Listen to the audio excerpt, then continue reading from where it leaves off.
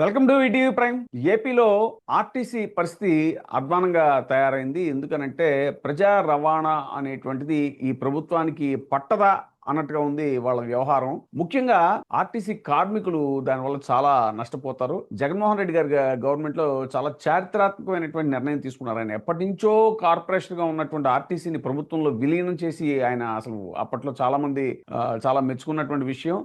చాలా డేర్ చేసినట్టు, చాలా గట్స్ కావాలి దానికి అని చెప్పేసి కూడా అన్నారు. అలాంటిది ఈ ప్రభుత్వం వచ్చాక మళ్ళీ ఎలక్ట్రిక్ బస్సులు నడపలేము అనేటువంటి ఒక చిన్న కారణంతో ఆర్టీసీని మళ్ళీ ప్రైవేట్ పరం చేసేటువంటి ఆలోచన వైపు జరుగుతోంది. ఆర్టీసీ చైర్మన్ కొనకళ్ళ నారాయణ గారు కూడా ఈ విషయాన్ని స్పష్టం చేయడం జరిగింది. వీటి గురించి డీటెయిల్ గా మనతో చెప్పడానికి మనతో ఉన్నారు ప్రముఖ సామాజికవేత్త, అలాగే high court advocate Ashok garu. Sir నమస్కారం. సార్ నమస్కారం మోహన్ గారు. సార్ ఏంటి సార్ ఆర్టీసీని మళ్ళీ ప్రైవేట్ పరం చేసేస్తారా అనేటువంటిది? ఎందుకంటే ప్రభుత్వంలో విలీనం చేసినప్పుడు కార్మికులు చాలా సంతోషపడ్డారు.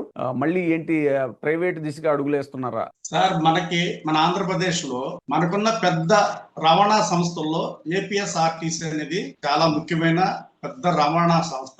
ఇది మనకు తెలిసిన విషయమే. మరి ఇది చాలా పేదవాళ్ళకి ఇది చాలా అవసరమైన రవాణా సంస్థ అన్నమాట. ఇది అంటే మన రాష్ట్రంలో 80% middle class, below middle class లో ఉన్న ప్రజలే ఎక్కువ. వాళ్ళందరూ ఈ రోజుకి కూడా ఆర్టీసీ బస్సులనే వాహనాలుగా ఉపయోగించడం జరుగుతుంది. ఇవన్నీ మనకు తెలిసిన విషయాలే. సరే, అయితే ఇప్పుడు వీటిలో ఈ రోజు కొత్తగా దీన్ని కూడా ప్రైవేట్ పరం చెయ్యాలి అనే ఆలోచన ప్రస్తుతం ప్రభుత్వం ఆలోచిస్తున్నట్టు మనకు వచ్చిన వార్తా సమాచారం. ఇందులో ఇప్పుడు దగ్గర మన ఆంధ్రప్రదేశ్ లోనే ఆర్టీసీ సంస్థ వచ్చండి 39 లక్షల కిలోమీటర్లు ప్రయాణం చేస్తున్నాయి రోజుకి వచ్చేసి ఈ సంస్థలోని ఆర్టీసీ బస్సులు.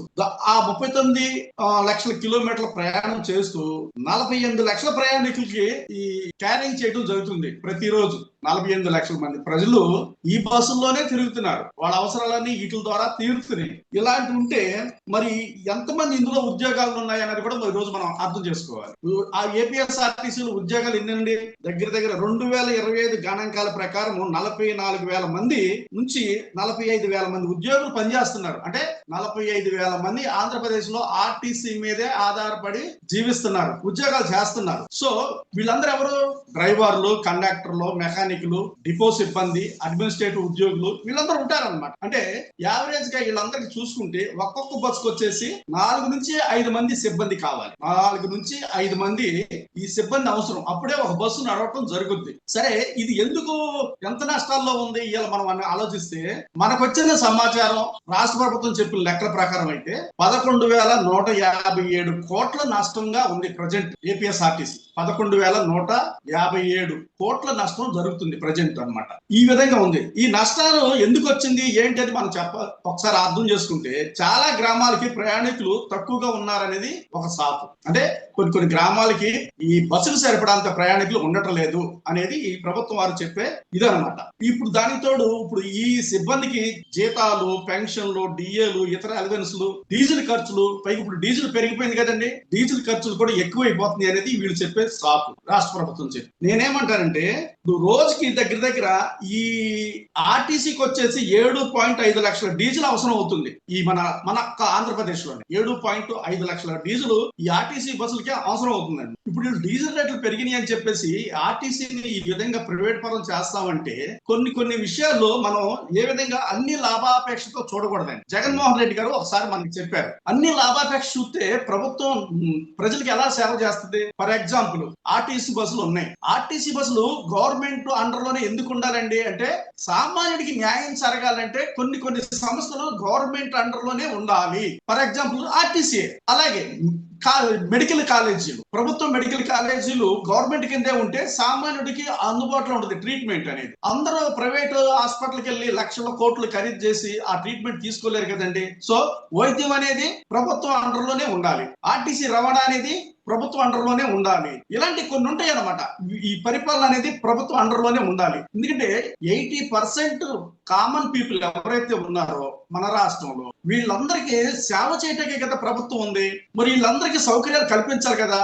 ప్రతిదీ లాభాపేక్షతో చూడకూడదు కదా. మరి సామాన్యుడు మనుగడ ఎలా? హాస్పిటల్లో విద్య ఇలాంటి రవాణా సంస్థలు ప్రజలకి అందుబాటులో ఉంటాకే కదా ప్రభుత్వాన్ని ఏర్పాటు చేసుకుంది. మనం ఒక డెమోక్రసీలో ఈ సిస్టమ్ ని ఎందుకు ఇలాగా సెటప్ చేసుకున్నాం, ఎందుకు ఈ విధంగా చక్కగా ఆర్గనైజ్ చేసుకున్నాం? వీటిని లాభాలను నడిపించుకుంటూ ప్రజలకి అందుబాటులో ఉంటూ తక్కువ ధరలో సామాన్యుడికి సేవ చేయటకే కదా ఇవన్నీ. మీకు చేయటం రాక వాటిని నష్టపరిచి ఈ డిపార్ట్మెంట్ అన్నిటిని కూడా నష్టపరిచి. సార్ చిన్న సబ్మిషన్. యాక్చువల్ గా ఇది ఏపీపీటీడీ ఉంది కదా, ఇది మన employees union, APPTD employees union, Andhra Pradesh public transport department మన union, employees union general secretary ఆయన మొన్న మాట్లాడుతూ అసలు నష్టాలు లేవంటాడు ఆయన. సార్ ఇప్పుడు అంతకు ముందు జగన్ గారి గవర్నమెంట్ లో వీటిల్ని ప్రైవేట్ పరం చేయాల్సిన దాన్ని కాస్త ప్రభుత్వం కిందే ఉంచి వీటిల్ని అంత ముందు నష్టాల్ని లాభాల్లోకి తీసుకొచ్చే ప్రయత్నం మాక్సిమం చేయగలిగారు ఆయన. మళ్ళా ఈ ప్రభుత్వం వచ్చేసి దీన్ని మన నష్టాలు చూపిస్తుంది. ఇప్పుడు మనం చెప్పిన లెక్కలు కాదండి, ప్రభుత్వాలు చూపించేది ఈ నష్టాలు. 11,157 కోట్లు నష్టంలో ఉంది ఏపీఎస్ఆర్టీసీ అని చెప్తుంది. నేనేమంటానంటే అన్ని కమర్షియల్ గా చూడకూడదండి. మనం ప్రజాసేవ చేయడానికి ఈ ప్రభుత్వాలు ఏర్పడి మీరేం చేయాలి, మీకు ఒక్క విషయం చెప్పాలండి. జపాన్ దేశంలో ఒక విద్యార్థిని కోసం ఒక ట్రైన్ నే నడిపారు. ఆవిడ స్కూల్ డిస్టర్బ్ అవ్వకూడదని, చదువు డిస్టర్బ్ అవ్వకూడదని ఆ ట్రైన్ నడిపి 2016 వరకు ఆమె స్కూల్ కంప్లీట్ అయిపోయే వరకు, స్టడీ అయిపోయే వరకు ఆ ట్రైన్ నడపడం జరిగింది జపాన్ దేశంలో. మరి ఆ తర్వాత ఆ విద్యార్థి యొక్క చదువు కంప్లీట్ అయిన తర్వాత ఆ ట్రైన్ ని క్యాన్సిల్ చేశారు, ఆ రైల్వే స్టేషన్ ని కూడా క్యాన్సిల్ చేశారు. అంటే ఒక్క విద్యార్థిని కోసం ఎప్పుడో క్యాన్సిల్ చేయాల్సి చెయ్యకోకుండా విద్యార్థి భవిష్యత్తు ఎక్కడ పాడవద్దు అని చెప్పేసి ఎడ్యుకేషన్ అంత ఇంపార్టెన్స్ ఇస్తూ ఒక జపాన్ దేశంలోనే ఒక్క విద్యార్థిని కోసం ఒక 3-4 సంవత్సరాలు ఒక రైల్వే స్టేషన్ ని మెయింటైన్ చేశారు, ఒక రైలుని కూడా రాకపోకలకి ఏర్పాటు చేశారు. అంటే చూడండి, మరి ఇక్కడ మనం ఏం చేస్తున్నాం? ఈ రోజున గ్రామీణ పేద విద్యార్థులందరూ ఎందులో రావాలి? కాలేజీలకి, పట్టణాలకి. ఓ పక్క ప్రధానమంత్రి గారేమో పబ్లిక్ ట్రాన్స్పోర్ట్ వాడండి అంటున్నారు. ఇది ఇంకోటండి, హైదరాబాద్ విషయానికి వస్తే మెట్రో, ఇక్కడ హైదరాబాద్ మెట్రో ఎలాంటి వదిలేసింది, ఎలాంటి షేర్స్ వదిలేస్తే గవర్నమెంట్ హ్యాండ్ ఓవర్ చేసుకుంది, లాస్ట్ లో ఉందని. అఫ్ కోర్స్ ఆ మెట్రో అనేది ఎక్కడైనా ఆబ్వియస్లీ నష్టాల్లోనే ఉంటది, బట్ ప్రజా రవాణా కోసం అది పబ్లిక్ రంగంలో ఉండాలని మెట్రోని హైదరాబాద్ గవర్నమెంట్ టేకప్ చేసింది, తెలంగాణ గవర్నమెంట్. మరి అక్కడేమో మనం ప్రైవేటైజేషన్ చేస్తున్నారు. మన ఆంధ్రప్రదేశ్ లో ఈ ఆర్టీసీ ద్వారా గ్రామీణ కనెక్టివిటీ ఏర్పడద్దండి. విద్యార్థులు రాకపోకలకి ఆర్టీసీ ఇదండి, కార్మికులకి అదేనండి, రైతులకి రవాణా కూడా ఇదేనండి. వాళ్ళ కూరగాయలు ఎన్ని తెచ్చుకోవాలన్నా కానీ, విలేజ్ నుంచి పట్టణానికి రాకపోకలు సాగించాలన్నా రైతులకి మెయిన్ వాహనం ఏదంటే ఆర్టీసీ బస్సే. ఇవన్నీ కూడా ఇలా ఉంటే ఇవన్నీ సామాజిక సేవకు సంబంధించినండి. ఆర్టీసీ అయినా, విద్య అయినా, వైద్యం అయినా, ఇవన్నీ కూడా ప్రభుత్వం నిర్వహించాల్సిన కంపల్సరీ అన్నమాట. ఈ ప్రజలకి కంపల్సరీ సేవలువి. ఈ సేవల్ని రద్దు చేసి నువ్వు ప్రైవేట్ పరం చేస్తే ప్రజలు ఏమైపోవాలి? ఈ నువ్వు మొత్తం తీసుకెళ్లి ప్రైవేటైజేషన్ చేస్తే అన్ని లాభాపేక్షలు చూస్తే మరి ప్రజల జీవనం ఎలాగండి? ఇప్పటికే ఈ పరిపాలనలో జనాలు ఎంత నష్టపోతున్నారు, ఎంత భయపడిపోతున్నారో చూస్తున్నాము. ఇప్పుడు విద్యని ప్రైవేట్ పరం చేశారు, వైద్యాన్ని ప్రైవేట్ పరం చేశారు. ఇప్పుడు రవాణా వ్యవస్థని, సామాన్య మానవుడికి ఉన్న వాహనం, ఏకైక వాహనం ఇదొకటే కదండి. 80% పీపుల్ ఈ రోజున ఈ బస్సులే వాడకంగా వాళ్ళు చూసుకుంటారు వాహనాలు. ఈ ప్రతి రవాణా సంస్థ ఇన్ని లక్షల కిలోమీటర్లు ఈ రోజు తిరుగుతుంది. ఇంతకాలం బట్టి మీరు మీ నెగ్లిజెన్స్ వల్ల, మీ పరిపాలన సరిగ్గా లేపటం వల్ల, మీ పెర్ఫార్మెన్స్ సరిగ్గా లేపటం వల్ల ఇవన్నీ నష్టాల్లో నడుస్తున్నాయి. మీరు కావాలని చెప్పి వీటిని నష్టాల్లో తోసేసి ఇప్పుడు ఈ నష్టాల్లో నడుస్తున్నాయి అని చెప్పేసి ప్రైవేట్ వాళ్ళకి హ్యాండ్ ఓవర్ చేస్తే ఇప్పుడు రేపు పొద్దున బస్సు రేట్లు పెరుగుతాయి, సామాన్యుడు ఎక్కే పరిస్థితి లేదు. అసలు వాళ్ళు అవసరమైతేనే ఆ రూట్ లో బస్సు వేస్తారు, లాభం ఉంటేనే వేస్తారు, లాభం లేకపోతే వేయరు. కానీ ఇది సేవకు సంబంధించింది, ప్రభుత్వ బాధ్యత. మరి ప్రజలకి మీరు ఏ విధంగా జవాబుదారితనం చూపిస్తున్నారో మాకేం అర్థం కావట్లేదు. దయచేసి ప్రభుత్వాలు పునరాలోచన చేయాలి. ప్రజల నుంచి చాలా వ్యతిరేకత వస్తుంది. సామాన్యుడికి అందుబాటులో ఉండే కార్యక్రమాలు చేయాలి, కానీ సామాన్యులు ఈ విధంగా ఇబ్బందులు పెట్టే కార్యక్రమాలు చేస్తూ మీరన్ని ప్రైవేట్ పరం చేసుకుంటూ పోతే వీళ్ళ పరిస్థితి ఏంటండి? సామాన్యుడు ఎలా బతకొద్దా, ఏం తినొద్దా? ఎంత గౌరవం ఇది చూడండి. మరి కేవలం ఆర్థిక లాభాలు కంటే పిల్లల విద్యను మీరు చూడాలి, అది మాత్రం గుర్తుంచుకోవాలి. సమాజ క్షేమానికి ప్రాధాన్యత ఇవ్వాలి. ఇవన్నీ ఇవ్వకోకుండా ఏదో చెప్పేసేసి చాలా కష్టమండి. ప్రజలు ఈ విధంగా అయితే మీరు ఆర్టీసీని ప్రైవేట్ పరం అనేది చాలా కరెక్ట్ అయిన విషయం కాదు. ఇది చాలా తప్పుడు నిర్ణయం. దయచేసి ప్రభుత్వాలు పునరాలోచన చేసుకోవాలి. ఈ ఒక్కటే ప్రజలకి అందుబాటులో ఉండే వాహనాలు ప్రయోజనాలు సామాన్య మానవుడికి బిలో మిడిల్ క్లాస్ వాళ్ళందరూ ఇదే. ఈరోజు ఎంప్లాయీస్, స్టూడెంట్స్, మొత్తం రైతులు అందరూ కూడా, కార్మికులు, కర్షకులు, శ్రామికులు, ఇవే ట్రాన్స్పోర్ట్ వాళ్ళకి. ఇది తప్ప వేరే మార్గం లేదు. ఇప్పటికే బస్ ఛార్జీలు పెంచేసి వాళ్ళకి నడ్డిరుస్తున్నారు మీరు. మళ్ళీ అసలు బస్సులే లేకుండా చేస్తున్నారు అంటున్నారు. ఇప్పుడు ప్రైవేట్ పరం చేస్తే ఏంటి పరిస్థితి? వాళ్ళకి లాభం ఉన్న రూట్లో ఆ ఫ్రీ బస్సు పెట్టారు కదా, అది కూడా మొత్తానికి ఇంకా లేపేసే పని అనమాట. ఇప్పటికే చాలా బస్సులు తగ్గించేశారంట. ఇది మన నెంబర్ ఆఫ్ బస్సెస్ చాలా తగ్గించేశారు. ఇది ఫ్రీ బస్సులోకి రాకుండా, ఫ్రీ బస్ పరిధిలోకి రాకుండా ఇప్పుడు మొత్తానికి. దీంట్లో రకరకాల బస్సులు ఉన్నాయి సార్. పల్లి వెలుగు అని, ఎక్స్ప్రెస్ అని, సూపర్ లగ్జరీ అని, ఇంద్ర అని, గరుడ అని, ఎలక్ట్రికల్ బస్సులు అని, కార్గో సేవలని. ఇప్పుడు ఇవన్నీ ఏమైపోతాయి అంటే బస్సులు సర్వీస్ ద్వారా సేవలు ప్రజలకి అనేది మరుగున పడిపోద్ది. సేవ ప్రజలకి లేదు, ఆరోగ్యపరంగా సేవ లేదు, విద్యాపరంగా సేవ లేదు. ఇప్పుడు రవాణా పరంగా కూడా సేవ కూడా తీసేస్తున్నారు, కమర్షియల్ చేసేస్తున్నారు, ప్రైవేటైజేషన్ చేసేస్తున్నారు. అన్ని ప్రైవేటైజేషన్ చేస్తే ఎంత విచిత్రమైన వాదన అంటే, అసలు తిరుపతి కొండ మీదకి ఎలక్ట్రిక్ బస్సులు తెగ నడుపుతారా? ఇప్పుడు ఆర్టీసీ వాళ్ళ కదా నడుపుతుంది, అది బ్రహ్మాండంగా నడుపుతారు. ఆ కొండ మీద పెద్ద పెద్ద బస్సులు ఉంటాయి. అసలు ఆ కొండ ఘాట్ రోడ్లో ఎంత అద్భుతంగా నడుపుతారు, అంత ఎక్స్పర్ట్ ఇదితో నడుపుతారు ఆ డ్రైవర్లు. అలాంటిది ఇప్పుడు ఈ ప్రస్తుతం ఉన్నటువంటి డ్రైవర్లు వాళ్ళు ఈ ఎలక్ట్రిక్ బస్సులు మెయింటైన్ చేయలేరంట. అది ఆ కారణం చూపించి ప్రైవేటైజేషన్ చేస్తా ఉంటున్నారు. సంవత్సరం వచ్చి 75 సంవత్సరాల పైన దాటిపోతుంది. నిన్నాళ్ళ మట్టి చేసిన పాలకులు ఇప్పుడు ఎందుకు చేయలేకపోతున్నారు? ప్రైవేటు వ్యక్తులు ఈ పరిపాలనలోకి ప్రవేశించి మీరు ప్రైవేటు వ్యక్తులకి అమ్ముడు పోయి, కార్పొరేట్ సంస్థలకు అమ్ముడు పోయి, ఈ ప్రభుత్వాలు ఇప్పుడు ప్రజల సేవల్ని మర్చిపోయి ప్రజల నోట్లు మట్టి కొట్టేసేసి మీరు వాళ్ళతో కుమ్మక్కైపోయి, మనసుంటే మార్గాలు ఉంటాయి సార్. ప్రజలకి సేవ చేయాలనే మనసు నీకుంటే మార్గం ఎందుకు దొరకదు? తమిళనాడులో విజయ్ గారికి మనసు ఉంది, ఆయనకి ఏం అనుభవం లేదు, ఆయన చేయట్లేదు. చూడండి, పెట్రోల్ రేట్లు పెరిగినాయి అని చెప్పేసి 3 రూపాయలు ఎందుకు పెంచారు అని చెప్పేసి ప్రధానమంత్రికి లెటర్ రాశారండి విజయ్ గారు. మీరు రాశారా? మన రాష్ట్రం నుంచి ప్రధానమంత్రికి లెటర్ వెళ్ళిందా? ఎందుకు పెట్రోల్ పెంచారని చంద్రబాబు నాయుడు గారు ఏమైనా రాశారా? పవన్ కళ్యాణ్ ఏమైనా మాట్లాడా?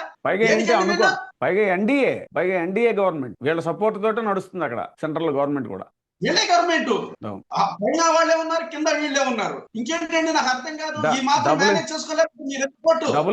డబుల్ ఇంజన్ సర్కార్ అంటారు. మళ్ళీ డబుల్ ఇంజన్ సర్కారు, ట్రిపుల్ ఇంజన్ సర్కారు అవసరమా? ఎన్నిదో ఒక్క చాలు. విజయ్ చూడండి, ఆయన 10 days 15 days అవ్వట్లేదు సీఎం అయ్యి, దడదలాడిస్తున్నాడు. ప్రధానమంత్రికి ధైర్యంగా లేఖ రాశాడు. పెట్రోల్ ఎందుకు పెంచారు? 3 రూపాయలు పెరిగింది, ప్రజలు ఇబ్బంది పడతారు, తగ్గించడం రాశాడు. వాళ్ళు తగ్గిస్తారా లేదా పక్కన పెట్టండి. మీరు రాశారా?